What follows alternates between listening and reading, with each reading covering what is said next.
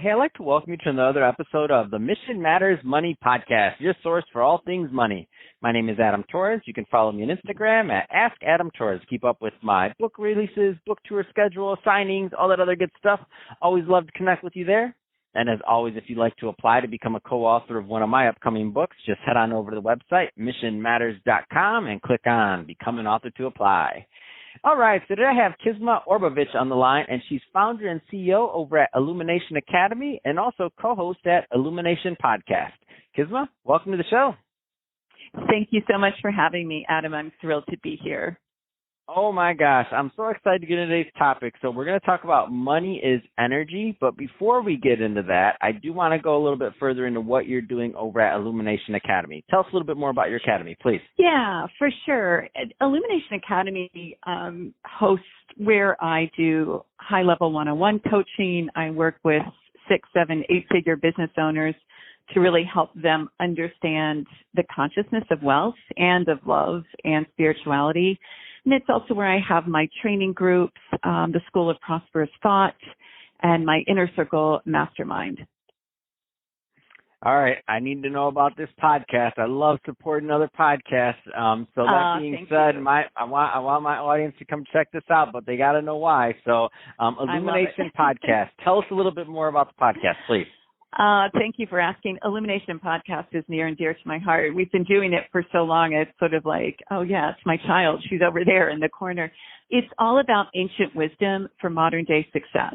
So my partner, life partner and co-host, Nick Hansinger, and I really take in the teachings that are time tested, and we apply them for today's world so that one can create success without stress, manage relationships, and just understand the ways of the spiritual laws so that they can have more prosperity. So this is a loaded question, Kisma, and I do this to all my podcasters. I love having you promote, but we need a flavor of what to expect. Now, I like that you said it's near and dear to your heart because I'm going to ask you to do something that's impossible. Pick between your favorite kids. What's one of your favorite episodes and or moments from the podcast? Oh, one of my favorites is actually just recent. It's called The Chaos Buster. And we recorded the Chaos Buster. This sounds good. I'm intrigued. Well, chaos will disrupt our prosperity. And when I say prosperity, I'm, wealth, health, love, spirituality. It's the whole thing. And we're recording this during an event that is historical for us, a pandemic, and it's easy to get caught up in the noise of the world. It's easy for the noise and the chaos of the world to pull us down rather than owning our own internal power and mastering ourselves. So in essence, throughout the podcast, it's all geared to help people master themselves so they can master their life. I love it. And that's a hook if I ever heard one. So everybody listening, go check that out because that was masterful. Illumination Podcast. I'm intrigued. This chaos. I love it. All right, let's switch it up, Kisma. So I do want to get to today's topic with the time we have left. So money is energy. Where do you want to start with that one? I love this topic. I love talking about money because money is one of the greatest energies of the planet. When we think a long time ago, Adam, it was water and food or it would be air, water, and land. Because if someone had land, they could plant food, they could build housing. Some people still do that. Most people on the planet require money to acquire food and shelter and the wonderful things of life. So what I have found in working with people is if they have a negative connotation, a limiting belief, what I call an energy block around money, they will only get so far, or they'll use a massive amount of willfulness and stress and chaos to create the money. Where in fact, when we understand that money comes from the same source as everything else and that it's usually a receiving issue rather than an abundance issue. So it's shifting the way that one will receive in terms of their worthiness and their deservedness. Money can carry a lot of pain for people. All we have to do is kind of reminisce about how did our families talk about money? When did we have a rough time with money? All of these beliefs, spirituality, it's a myth that money is wrong. It's our relationship to it. Does that make sense? Where do you find a lot of people, and I know this is going to vary from person to person or also from, their history, their familial histories with money, as you just mentioned, but where do you find, I know working with people as long as you have, what do you find are some of the common themes that you just see that happen over and over and over again where you're like, man, I know exactly how I can maybe help this person? The most common theme is lack energy. There's not enough. And interestingly enough, Adam, when lack shows up in money, it's showing up in other areas of one's life. Usually, if there's lack in money, there's lack in time. You will hear, or one might find themselves saying, I don't have enough. So I also call it not enoughness. And the polarity of that, the opposite of that, is there's more than enough. It's understanding and learning how to access it. And that's where a lot of people will think, oh, this is getting a little woo, it's getting a little magical thinking. Not at all. It's the basic laws of the universe. And when one can learn and understand how to work with this spiritual or universal laws, they understand the supply, and they understand the supply is never depleted. So it's much like supply follows demand. The question is, are we demanding in a clean and aligned and receptive way? Or are we in a belief that there isn't enough and that it's too hard to have money, make money, maybe we don't deserve money?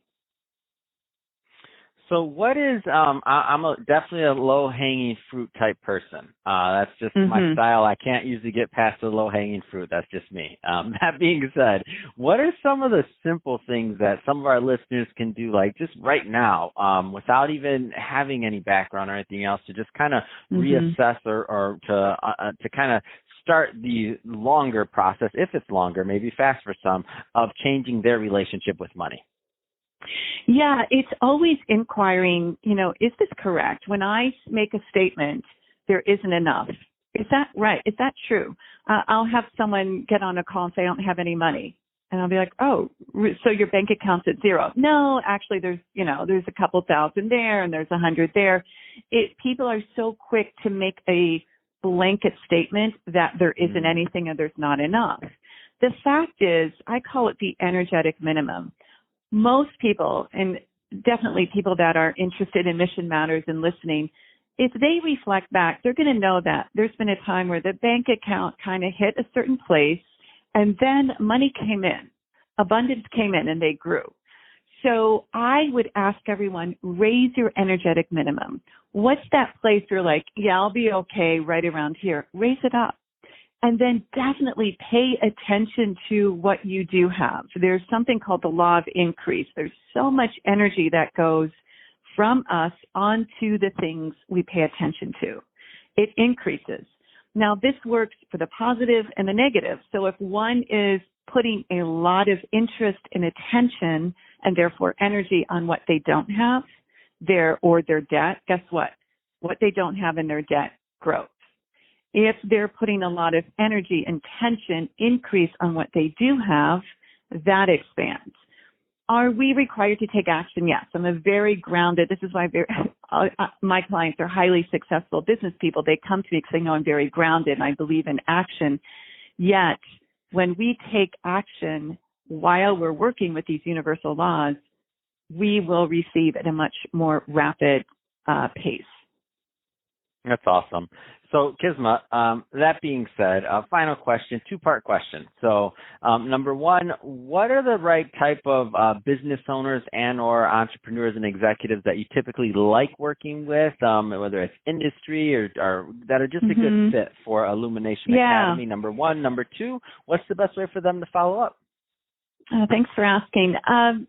My clients that do really, really well are creative entrepreneurs, interior designers, artists, coaches as well. And the other type, seemingly the opposite, are people who work with money, people who run the 7-8-figure businesses, and they're looking to round out their life. Maybe they've done a great job in money, but they want to do a great job in their health or their love, or understand what I call the unseen teachers so that they can even grow their success exponentially. And the best way to find me is my website, which is Kisma Awake, KismaAwake.com. Our podcast is streaming there. There's some free meditations. There's my courses, and definitely more information about what I do. Fantastic. Well, Kisma, really appreciate you coming on the show today and sharing more about your background and all the great things you're doing over at Illumination Academy. And to the audience, as always, thank you for tuning in.